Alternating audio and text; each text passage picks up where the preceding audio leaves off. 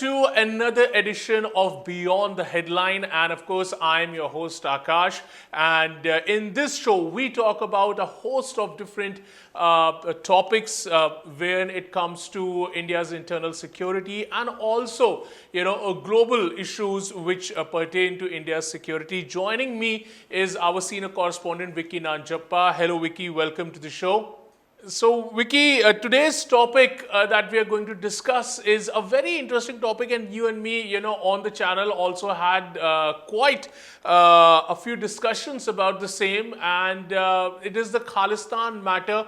Though in India, we have seen that when it comes to Punjab, it's a very sensitive state for India, and in the 1990s and in the 1980s, people remember that how the Khalistani movement tried to gain its traction, but due to the swift action of the government in the center and a swift action of the Punjab police, the movement was curbed down. But those people, those separatists who were looking to, create anti-India sentiment in Punjab, they flew to Canada, they ran away to Canada, and now what they're doing are they are creating this kind of an atmosphere there in Canada that the Punjab side of India should be separated from the Indian state and should be made a separate state. There have been two different referendums in the past month, only in November itself,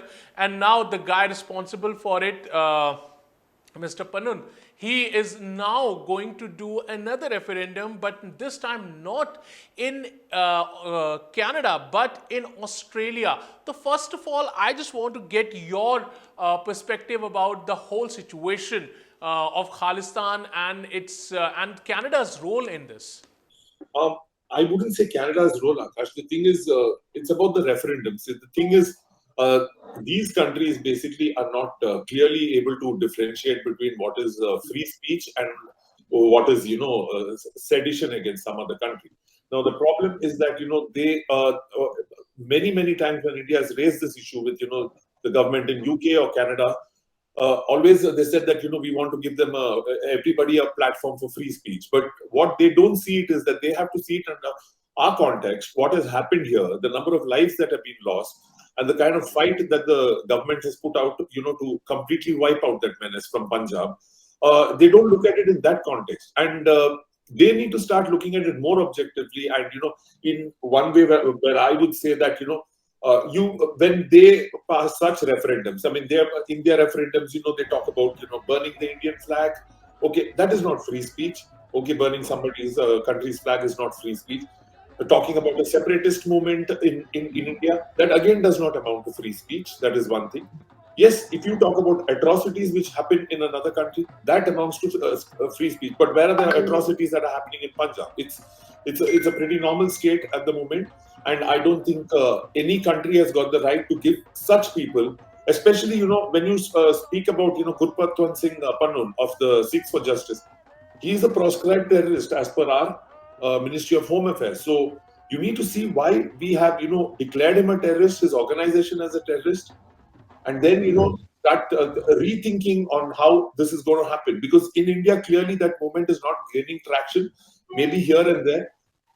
If they get frustrated at the moment that nothing is happening in India, then it is going to start becoming dangerous for those countries only, like US and Canada, if they carry out attacks there and things like that. They're not getting the point. They're looking at it very, very in a very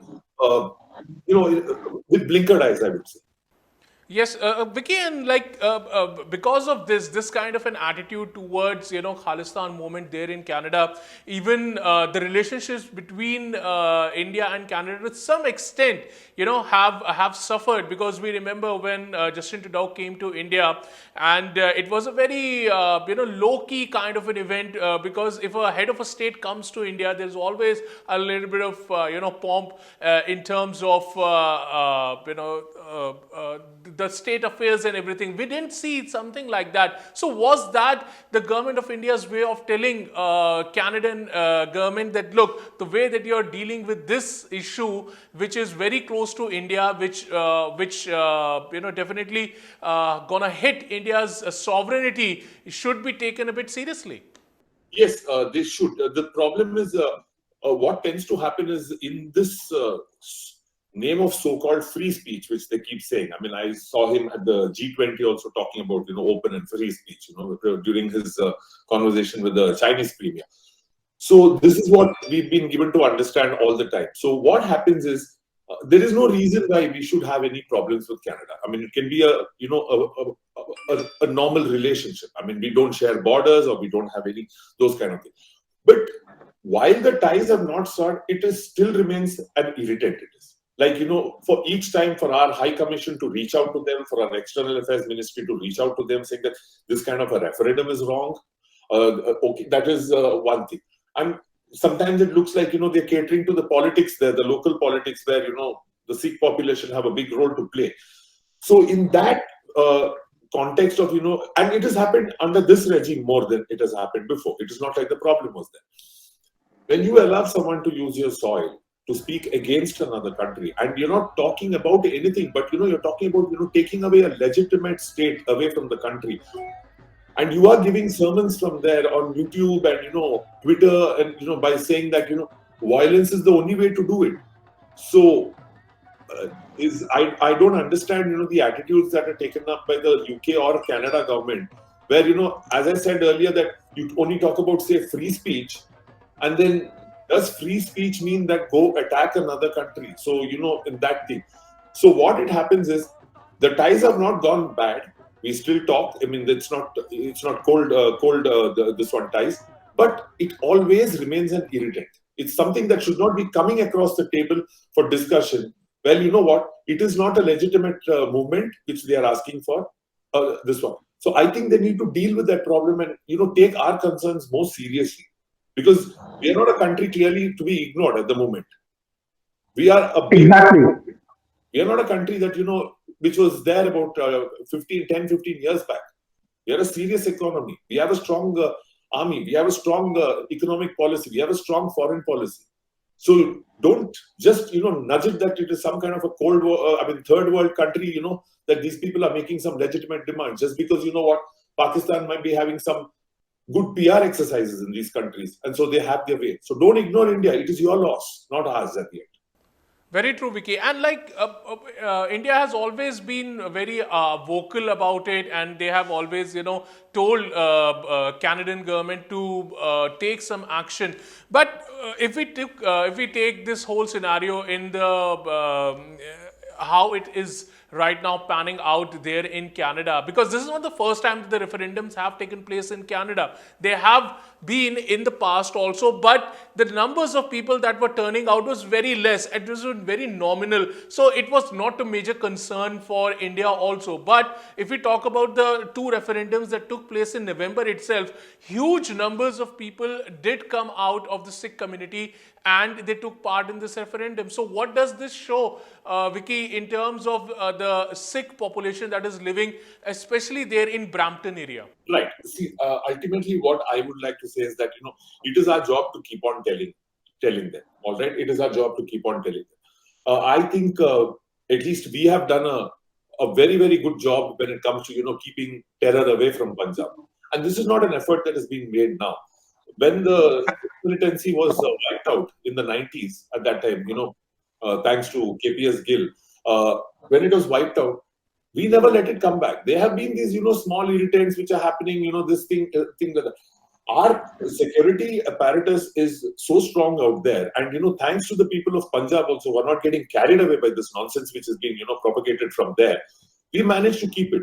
But what Canada and the UK should understand is that, it is going to start biting them very soon. Because, when after a certain point of time, they're not, you saw the violence which happened. Right. You saw the violence. That is a fallout of, clearly not trying to identify between what is free speech and what is not free speech at the end of it.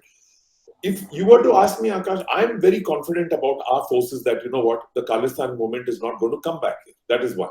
They're being nurtured in Pakistan. They're sitting there in Pakistan. Some guys are getting shot also there. Okay, that is one thing. It is going to come and bite those countries itself. That is what it is going to. What is going to be the end result of it?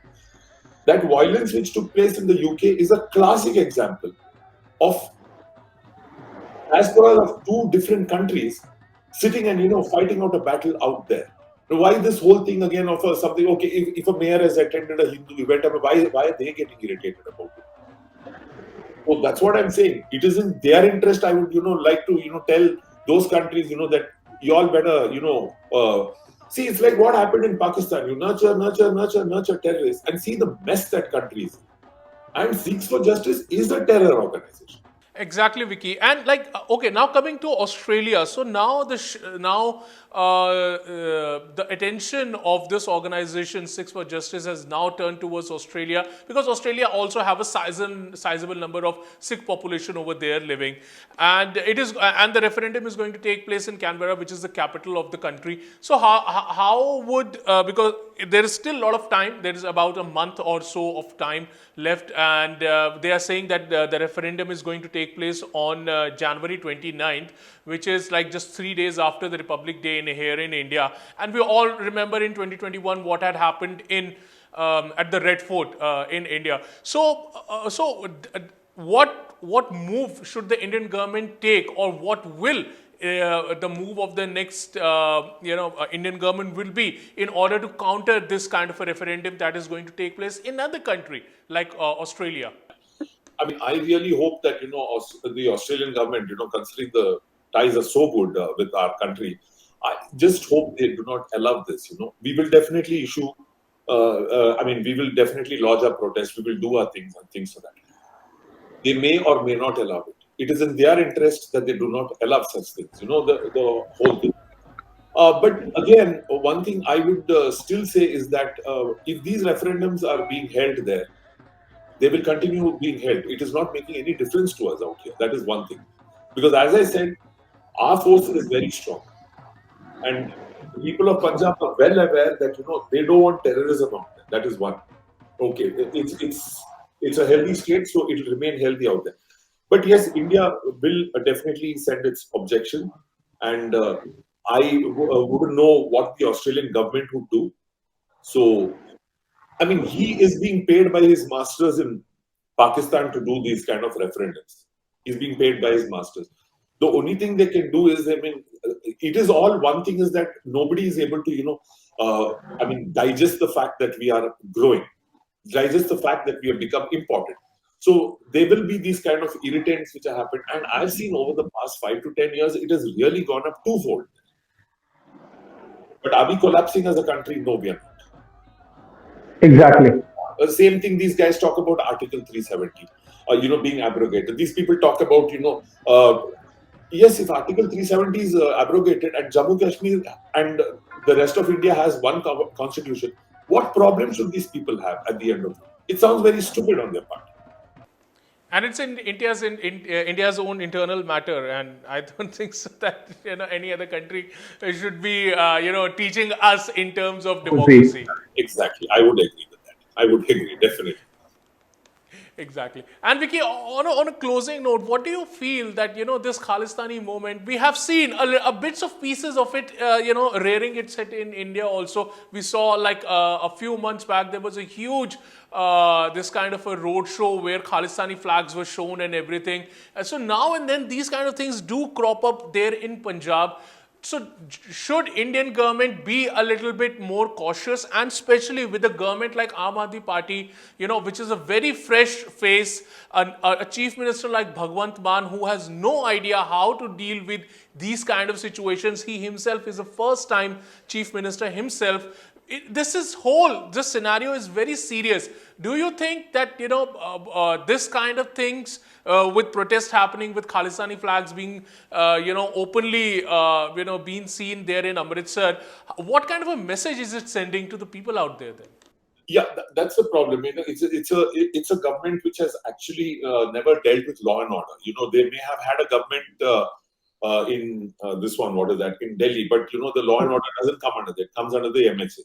In fact, there was a kind of a rumor. I don't know whether it was true or false that politicians get so addicted to running a police force. They thought that Kejriwal is going to make the switch to Punjab once this happened. That was one thing which had happened. But But yes, the government is definitely very mature when it comes. We saw those incidents which happened and things like that.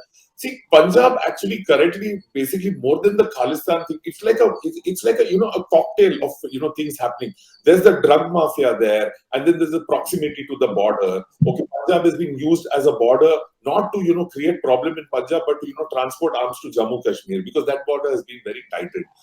Yes, the thing is, fortunately, we say that since it is a border state, we have the Indian Army out there, we have the border security force, so we and there is a large set of the Punjab police which knows to do their job very well. So that is the one thing is that. Let's just hope there is no political influence, and even the Aam Aadmi party starts thinking that if a referendum is a free speech, then God bless Punjab at the end of it. And I'm sure the people are not so foolish in Punjab to fall for this thing once again, because they have seen what has happened in Jammu Kashmir, they've seen what is happening in Pakistan at the moment. They will not let this happen. And definitely, Akash, one thing is that although that government is very inexperienced, something is that our central forces are there in full force there to make sure that this problem does not reoccur. That's very true, Vicky, that the security of this country is definitely in the best of the hands. Exactly. So, well, on that note, thank you very much, Vicky, for joining me on Beyond the Headline. And of course, let's hope that India takes a very strong stand, considering the fact that our relationships with Australia are very, very good. And the Khalistan Referendum, which has been announced by Sikh for Justice organization there in Canberra on the 29th of January, is a total unsuccessful event, as we must think for that. But on that note, thank you very much, Vicky, for joining me on Beyond the Headlines. Thank you, Akash. Thank you so much.